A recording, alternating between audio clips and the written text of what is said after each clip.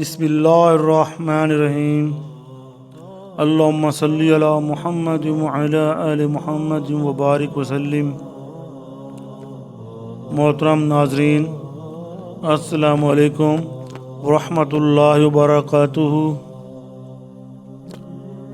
مصر کی تپتی ہوئی دوپہر تھی۔ ریگستانی ہوا کے جھونکے میدان میں دوڑتے گھوڑوں کے ساتھ گرد اڑا رہے تھے۔ ہزاروں تماشائی سانس روکے گھوڑ دوڑ کا مقابلہ دیکھ رہے تھے۔ ان میں مصر کے گورنر حضرت عمر بن عاص کا بیٹا محمد بھی شامل تھا، جسے اپنی مہارت اور اپنے باپ کے منصب پر بڑا فخر تھا۔ دوڑ شروع ہوئی۔ گھوڑے بجلی کی طرح دوڑے۔ لوگوں کی نظریں آخری لمحوں پر جم گئیں، اور پھر اچانک ایک مقامی قبطی عیسائی کا گھوڑا سب کو پیچھے چھوڑ کر سب سے پہلے منزل پر پہنچ گیا۔ میدان نعروں سے گونج اٹھا، مگر ایک شخص تھا جس کے چہرے پر غصے کی آگ بھڑک اٹھی تھی۔ محمد بن عمرو۔ شکست اس کے لیے ناقابل برداشت تھی۔ وہ غصے میں آگے بڑھا، ہاتھ میں کوڑا تھا۔ اس نے فاتح قبطی کو کوڑے مارتے ہوئے چیخ کر کہا، جانتا نہیں میں کون ہوں؟ میں بڑے آدمی کا بیٹا ہوں۔ ہر کوڑے کے ساتھ قبطی کا جسم کانپتا رہا، مگر اس کے دل میں ایک امید زندہ تھی کہ کہیں نہ کہیں انصاف اب بھی زندہ ہے۔ چند دن بعد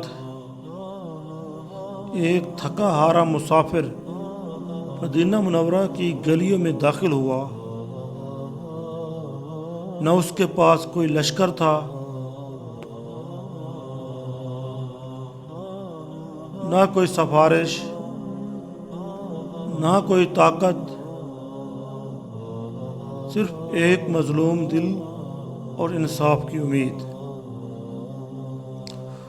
وہ سیدھا امیر المومنین حضرت عمر فاروق رضی اللہ تعالی عنہ کے دربار میں پہنچا۔ شکایت سنی گئی اور پھر ایک حکم صادر ہوا،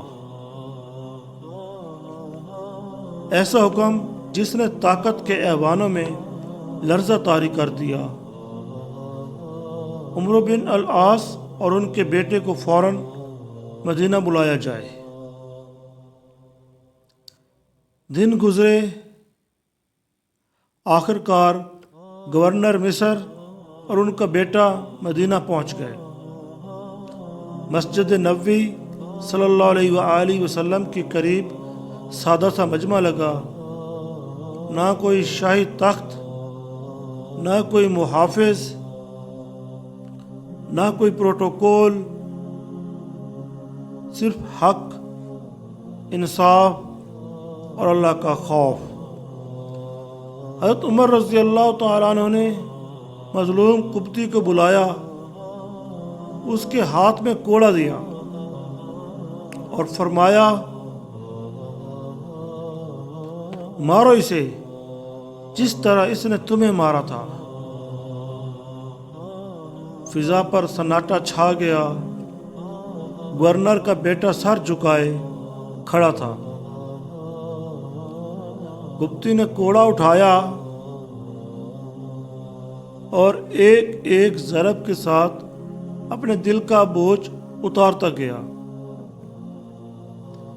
جب وہ رک گیا تو حضرت عمر رضی اللہ تعالی عنہ نے فرمایا، اگر چاہو تو اس کے باپ کو بھی مارو، کیونکہ یہ سب اس کے منصب کے غرور کا نتیجہ ہے۔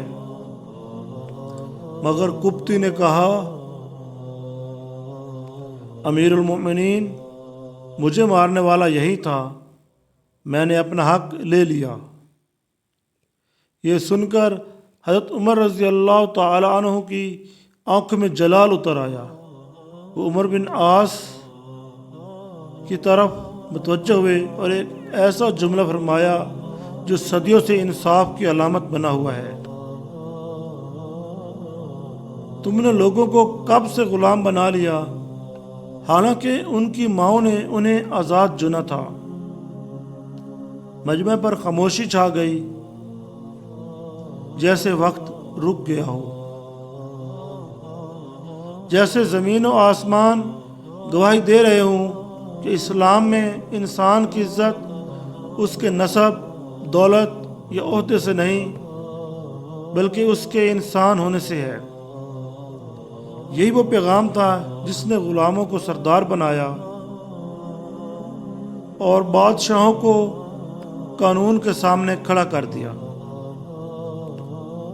عدل جب عمر رضی اللہ تعالیٰ عنہ کے ہاتھ میں ہو تو مظلوم کو سفر کی نہیں، صرف سچ کی ضرورت ہوتی ہے۔ سبحان اللہ۔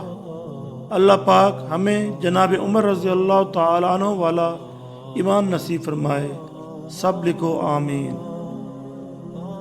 عقیل اسلامک ڈیسک چینل پر ایسی ہی دل کو چھو لینے والی، سوچنے پر مجبور کرنے والی ویڈیوز، کہانیاں اور علم دین کی روشنی روزانہ ملتی رہے گی۔ ابھی چینل کو سبسکرائب کریں، بیل آئیکن کو دبائیں اور ویڈیو کو لائک کر کے اپنے بھائیوں دوستوں تک شیئر کریں تاکہ زیادہ سے زیادہ لوگوں تک یہ پیغام پہنچے۔ اللہ رب العزت ہم سب کے دلوں کو اپنی طرف پھیر لے، ہمیں سچا علم عطا فرمائے اور قبر و آخرت میں بھی سکون دے۔ آمین یا رب العالمین۔ شکریہ آپ سب کا کہ آپ اس چینل کو اپنا بنائے ہوئے ہیں۔ آپ سب کے لیے دعائیں۔ Aqeel Islamic desk. درود و سلام و نبی کریم صلی اللہ علیہ وآلہ وسلم پر۔ اللہم صلی علی محمد وعلی آل محمد وبارک وسلم۔ جزا اللہ عنا محمد ما هو اہلہ صلی اللہ تعالی علی خیر خلقہ محمد وآلہ واصحابہ اجمعین برحمتک یا ارحم الراحمین۔ جزاک اللہ خیرا کثیرا۔ اللہ حافظ۔